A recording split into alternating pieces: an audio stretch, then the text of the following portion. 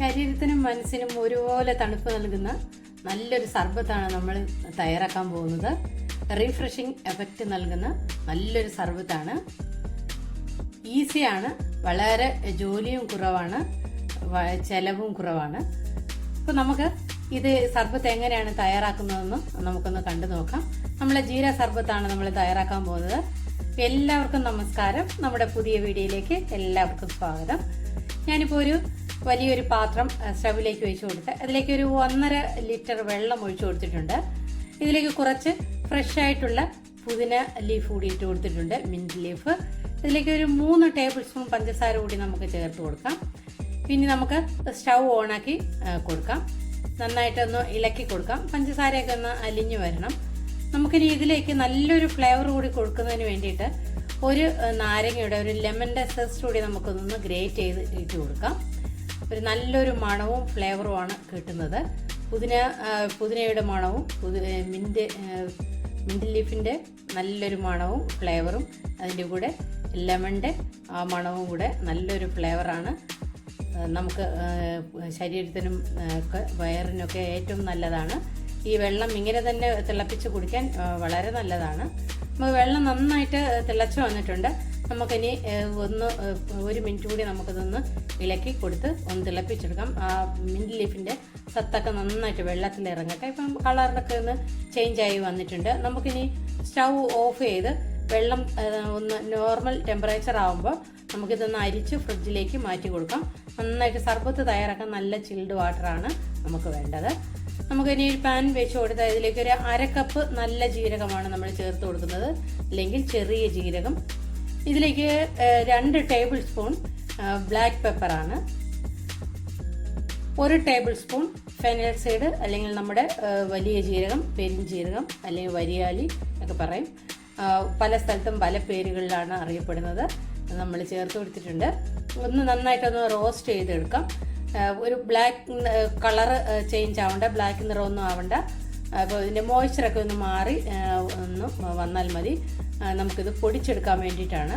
അപ്പോൾ നന്നായിട്ട് നമുക്കതൊന്ന് ഇളക്കി കൊടുക്കാം. മീഡിയം ഫ്ലെയിമിൽ വെച്ച് വേണം നമ്മളിത് ഒന്ന് ചൂടാക്കി എടുക്കാൻ. ഇനി ഈ തവയിലിരുന്ന് തന്നെ ഇതിൻ്റെ ചൂടുകൊണ്ട് തന്നെ ഇത് നിറം മാറാനുള്ള ചാൻസ് ഉണ്ട്. അതുകൊണ്ട് നന്നായിട്ട് ഇതൊന്ന് ഇളക്കി കൊടുക്കാം. ഇനി നമുക്കൊരു മിക്സിയുടെ ജാറിലേക്ക് നമുക്കിതങ്ങ് മാറ്റി കൊടുക്കാം. നമുക്കത് തണുത്തതിന് ശേഷം മാത്രമേ നമുക്കത് പൊടിച്ചെടുക്കാൻ പാടുള്ളൂ. നമുക്കിനി നല്ല ഒരു ഫ്ലേവർ കൂടെ കിട്ടുന്നതിന് വേണ്ടിയിട്ട് നമുക്കിനി ഇതിലേക്ക് കുറച്ചുകൂടി ഇൻഗ്രീഡിയൻസ് കൂടി നമുക്ക് ചേർത്ത് കൊടുക്കാം. ഇതിലേക്ക് ഒരു 2 ടേബിൾ സ്പൂൺ ചാറ്റ് മസാലയാണ് നമ്മൾ ചേർത്ത് കൊടുക്കുന്നത്. നല്ലൊരു ഫ്ലേവറും മണമാണ് കിട്ടുന്നത്. ഇനി ഇതിലേക്കൊരു 1 ടേബിൾ സ്പൂൺ ബ്ലാക്ക് സോൾട്ട് ചേർത്ത് കൊടുക്കാം. ബ്ലാക്ക് സോൾട്ടിൻ്റെ ടേസ്റ്റ് വളരെ നല്ലതാണ്, ശരീരത്തിന് നല്ലതാണ്. ഇനി 1 ടീസ്പൂൺ ഡ്രൈ ജിഞ്ചർ പൗഡറാണ്, ചുക്കുപൊടി. ഇനി 1.5 ടേബിൾ സ്പൂൺ വരെ നമ്മുടെ സോൾട്ട് നമ്മളിതിലേക്ക് ചേർത്ത് കൊടുക്കുന്നുണ്ട്. ഇനി നമുക്കത് നന്നായിട്ട് ഫൈൻ പൗഡറായിട്ട് ഇതൊന്ന് പൊടിച്ചെടുക്കണം.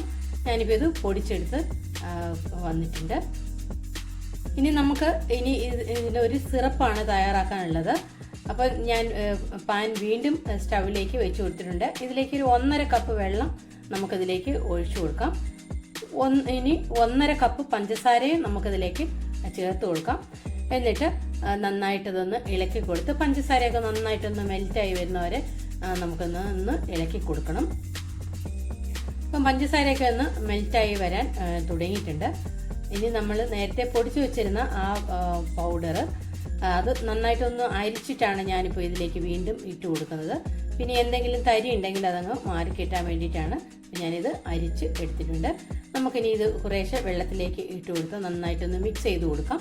അപ്പോൾ കട്ടകളൊക്കെ ഉണ്ടെങ്കിൽ അതൊന്ന് അലിഞ്ഞ് കിട്ടാൻ വേണ്ടി നമുക്കിതൊന്ന് മിക്സ് ചെയ്ത് കൊടുക്കണം. എന്നിട്ട് നന്നായിട്ട് ഇതൊന്ന് തിളപ്പിച്ചതൊന്ന് വറ്റിച്ചെടുക്കണം. ഒരു കുറുകി വരുന്ന രീതിയിൽ വേണം നമുക്കിതൊന്ന്, നമ്മുടെ ആംലി ചട്നിയൊക്കെ ഉണ്ടാക്കുന്ന രീതിയിൽ വേണം നമുക്കിതൊന്ന് തയ്യാറാക്കി എടുക്കാനായിട്ട്. അപ്പോൾ അതൊന്ന് തിളച്ച് വരാൻ തുടങ്ങിയിട്ടുണ്ട്. ഇപ്പോൾ ഇതിൻ്റെ കളറൊക്കെ ഒന്ന് ചേഞ്ചായി വരുന്നവരെ നമുക്കിതൊന്ന് തിളപ്പിച്ചെടുക്കണം. നന്നായിട്ട് കളറൊക്കെ ഒന്ന് ചേഞ്ചായി വരാൻ തുടങ്ങിയിട്ടുണ്ട്.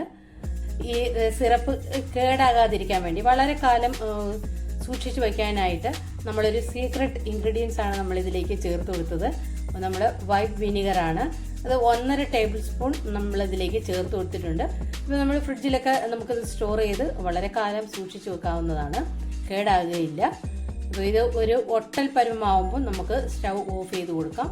എന്നിട്ട് തണുക്കുമ്പോൾ ഒന്നുകൂടി ഒന്ന് സെറ്റാവും. അതിനുശേഷം തണുത്ത് കഴിഞ്ഞ് നമുക്കൊരു ഗ്ലാസ് ജാറിലേക്ക് നമുക്കിത് മാറ്റി കൊടുക്കാം, അല്ലെങ്കിൽ ഏതെങ്കിലും ഗ്ലാസിൻ്റെ ബോട്ടിലുകളിൽ മാറ്റിയിട്ട് നമുക്ക് ഫ്രിഡ്ജിലേക്ക് സ്റ്റോർ ചെയ്ത് കൊടുക്കാം. പിന്നെ ഏത് സമയത്ത് വേണമെങ്കിലും നമുക്ക് സർബത്ത് തയ്യാറാക്കി കുടിക്കാവുന്നതാണ്. ഈസിയാണ്, വളരെ ചിലവ് കുറഞ്ഞ രീതിയിലാണ്, വീട്ടിൽ എപ്പോഴും ഉള്ള ഇൻഗ്രീഡിയൻസ് മാത്രമാണ്. അപ്പോൾ നമുക്ക് തയ്യാറാക്കി നോക്കാം. ഇനി സർബത്ത് എങ്ങനെയാണ് തയ്യാറാക്കുന്നത് നോക്കാം. നമ്മൾ നേരത്തെ തിളപ്പിച്ച വെള്ളം നന്നായിട്ട് തണുത്ത് വന്നിട്ടുണ്ട്. ഞാനിത് അരിച്ചാണ് ഫ്രിഡ്ജിലേക്ക് വെച്ച് കൊടുത്തിട്ടുള്ളത്. ഞാൻ അതിൽ നിന്ന് കുറച്ച് വെള്ളം ഒരു പാത്രത്തിലേക്ക് ഒഴിച്ചു കൊടുത്തിട്ടുണ്ട്. ഇതിലേക്കൊരു 3-4 ടേബിൾ സ്പൂൺ സിറപ്പ് കൂടി നമുക്കിതിലേക്ക് ഒഴിച്ചു കൊടുക്കാം. എന്നിട്ട് നന്നായിട്ട് നമുക്ക് മിക്സ് ചെയ്ത് കൊടുക്കാം. നമുക്ക് എത്ര ഫ്ലേവറാണോ വേണ്ടത് അതനുസരിച്ച് നമുക്ക് സിറപ്പ് ഇതിലേക്ക് ചേർത്ത് കൊടുക്കാവുന്നതാണ്. ഇനി നമുക്ക് അതിലേക്ക് നല്ലൊരു ഫ്രഷ്നെസ് കിട്ടുന്നതിന് വേണ്ടി നമുക്ക് ഇതിലേക്കൊരു മുറി നാരങ്ങ നീരുകൂടി നമുക്കിതിലേക്ക് ചേർത്ത് കൊടുക്കാം. കുറച്ചുകൂടി ഒരു നല്ലൊരു ഫ്ലേവറും ഫ്രഷ്നെസ്സും കിട്ടുന്നതിന് വേണ്ടി മിൻറ്റ് ലീഫ്, ഫ്രഷ് ആയിട്ടുള്ള മിൻറ്റ് ലീഫ് ചേർത്ത് കൊടുക്കാം.